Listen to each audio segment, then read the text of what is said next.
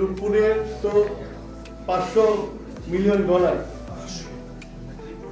তারা নিয়ে গেছে, এবং সেটা নিয়ে এখন তো তদন্ত হচ্ছে লন্ডনে এই টিউলিপের ব্যাপারে, এবং আরো দুর্নীতি আছে আর কি।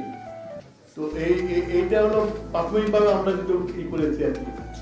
আর এর সাথে আছে হলো প্রিপেড মিটার বাণিজ্য। এই প্রিপেড মিটার বাণিজ্যতেও এই তাদের একটা সিন্ডিকেট, মানে 71,20,000 গ্রাহকের কাছে মিটার পৌঁছাবে, এবং সেখানে তারা বিরাট অঙ্কের একটা প্রায় 36 কোটি টাকা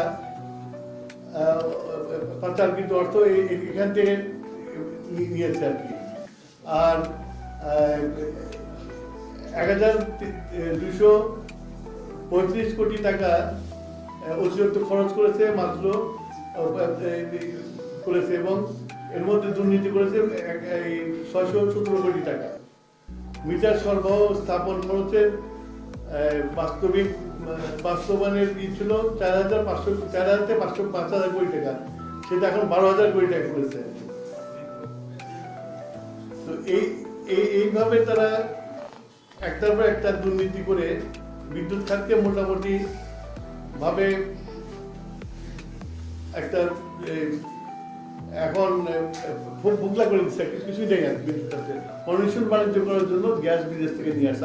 আমার দেশে গ্যাস রিজার্ভ থাকা সত্ত্বেও আমরা গ্যাস উত্তোলন করি নেই। এখন এই যে বিদ্যুতের যে ইচ্ছা মতো লুটপাটের যে ফিগারটা আমরা চাচ্ছেন আর কি, আপনার ফিগারটা হচ্ছিল 15 বিদ্যুৎ খাতের মোট ব্যয় 15 বছরে মোট খরচ হলো $2,830 কোটি। বর্তমান বিনিময়ের হারে 3,33,900 কোটি টাকা।